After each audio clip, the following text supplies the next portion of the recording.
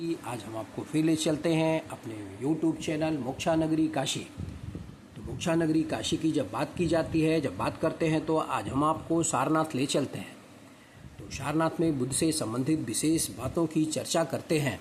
तो आज हम जिस पॉइंट पे चर्चा करने जा रहे हैं वो है 16 प्रदेशों की सभ्यता। तो 16 प्रदेशों की सभ्यता की जब बात करते हैं तो इस समय भारत में किसी का एक छत्र साम्राज्य नहीं था। यहाँ पे यहाँ अनेक राज्य थे। अक्सर इन राज्यों में अधिक शक्तिशाली बनने की परस्पर होड़ लगी रहती थी। यह हिस्सा 16 राज्यों में बटा था। 8 में राजतंत्र था तथा शेष में गणतंत्र। इनमें से सर्वाधिक शक्तिशाली राज्य मगध था। बुद्ध के जीवन काल में इस राज्य में बिंबिसार का शासन रहा। बिंबिसार शक्तिशाली राजा था जिसकी धर्म में अटूट आस्था थी। मगध की राजधानी राजगिरी थी। आज इसे राजगिरी के नाम से जाना जाता है। यह पटना से 120 किलोमीटर दूर दक्षिण में स्थित है। यह शहर ऊंचे नीचे पहाड़ों से घिरा था। इसके अलावा इस नगर के चारों ओर पत्थर की मजबूत दीवारें बनी थी। अब तो इनके खंडहर मात्र रह गए हैं। मगध के सीधे उत्तर में और गंगा के उस पार कई छोटे बड़े राज्य का वृजी संघ था। इनमें 2 लिच्छवी और विदेह राज्य थे। लिच्छवी इस संघ का सर्वाधिक महत्वपूर्ण राज्य था। इसकी राजधानी मुख्य नगर वैशाली थी।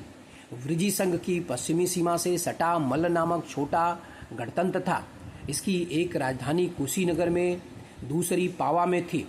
मल्ल के उत्तरी क्षेत्र में आधे पर शाक्यों का राज्य था, दूसरे क्षेत्र पर कोली का। इनकी राजधानियां कपिलवस्तु और देवदह थी। अन्य राज्यों का शासन गणमान्य नागरिकों की परिषद द्वारा चलाया जाता था। इन परिषदों की बैठकें होती थी जिनमें प्रत्येक नागरिक को अपनी बात कहने की स्वतंत्रता थी। मगध के पश्चिमोत्तर में कौशल राज्य था। यहाँ पर बुद्ध के समय प्रसेनजीत का शासन था। इसकी राजधानी श्रावस्ती थी। यह नगर लखनऊ से 170 किलोमीटर दूर राप्ती नदी के किनारे बसा हुआ था। कौशल के दक्षिण पूर्व में गंगा व यमुना के बीच वामसा राज्य स्थित था। इसकी राजधानी कौशाम्बी थी। आधुनिक कला में यह इलाहाबाद का पश्चिमी क्षेत्र है। बुद्ध के जीवन काल में यहाँ का राजा उदयन था। ईसा पूर्व 5वीं शताब्दी संक्रांति काल मानी जाती है। और इसी समय में जब इसी समय की बात की जाती है, जब चर्चा की जाती है, तो पुराने छोटे गणराज्य एक तरफ लुटेरे तथा दूसरी ओर मगध व कौशल जैसे निरंकुश साम्राज्यों से आक्रांत थे। बड़ी संख्या में लोग अपने गांव को और खेती बाड़ी छोड़कर कौशाम्बी, श्रावस्ती, राजगिरी जैसे बड़े बड़े राज्यों की ओर पलायन करने लगे थे। तत्कालीन परिस्थितियां, देश काल और वातावरण को देखें तो यहाँ की शिक्षा प्रणाली संतोषप्रद थी। उच्च वर्गीय परिवारों के बच्चे तक्षशिला विश्वविद्यालय में शिक्षा ग्रहण करते थे।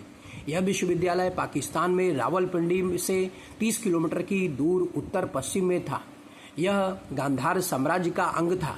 जो बच्चे इतने दूर नहीं जा सकते थे वे स्थानीय शिक्षण संस्थानों में पढ़ते थे।